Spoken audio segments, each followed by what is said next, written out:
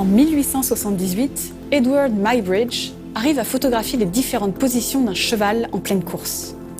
Il arrive ainsi à prouver que l'affirmation du physiologiste français Étienne Jules Marey est juste. Selon lui, un cheval au galop n'a jamais les 4 fers en l'air au cours des phases d'extension.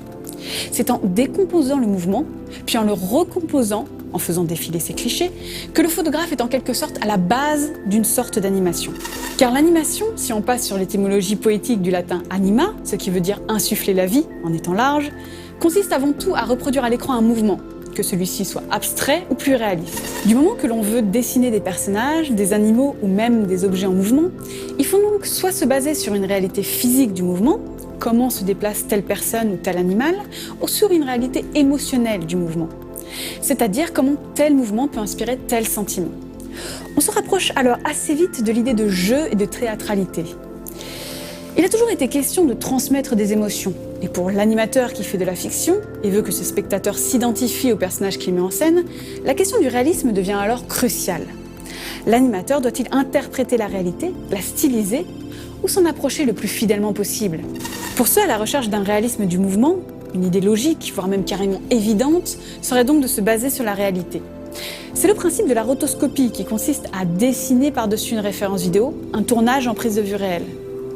Les plus mauvaises langues pourraient dire qu'il ne s'agit que de décalquer, ce qui peut tout de même être un peu plus complexe que cela. Ce sont les frères Fleischer, en 1915, qui mettent au point le premier système de rotoscopie. Il s'agit d'une sorte de table transparente sur lesquelles les animateurs pouvaient avoir, en fond, les images filmées au préalable.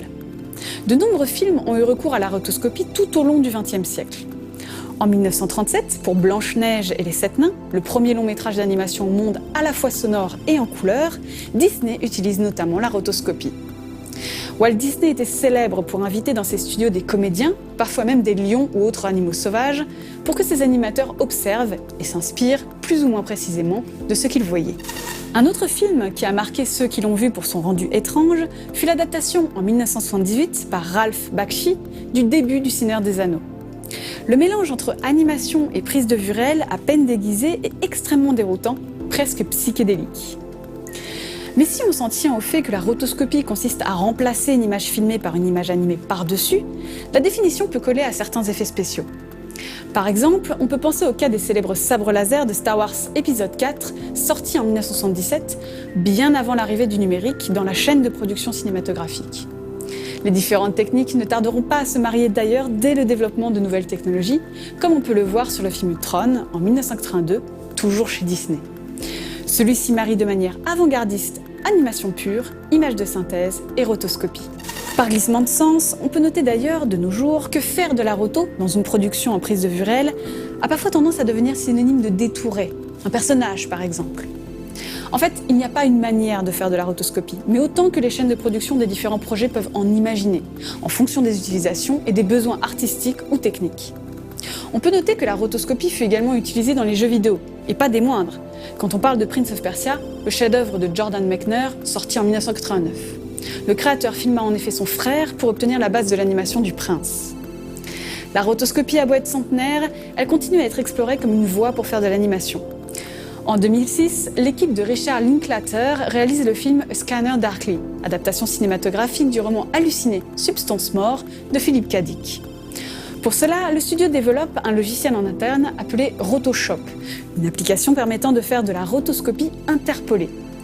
C'est-à-dire qu'entre deux dessins basés sur la prise de vue, le logiciel va calculer comment passer d'un point A à un point B de manière fluide.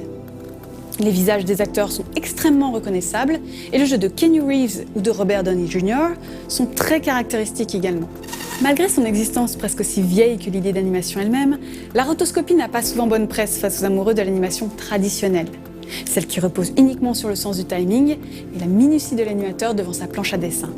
Avec son film Anna et Alice mènent l'enquête, sorti en France le 11 mai 2016, Iwai Shunji a décidé de briser un tabou au Japon, le pays de l'animation 2D par excellence, et d'utiliser la rotoscopie pour son projet.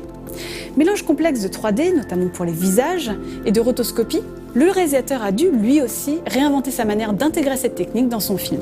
Car non, un rotoscope, ce n'est pas une grosse machine avec un bouton dessus marqué « Animé » et sur lequel on pourrait se contenter d'appuyer. Rotoscopie ou non, de base, l'animation est avant tout une histoire de dessin. d'efforts, souvent de sueur, beaucoup de sueur et éventuellement de larmes.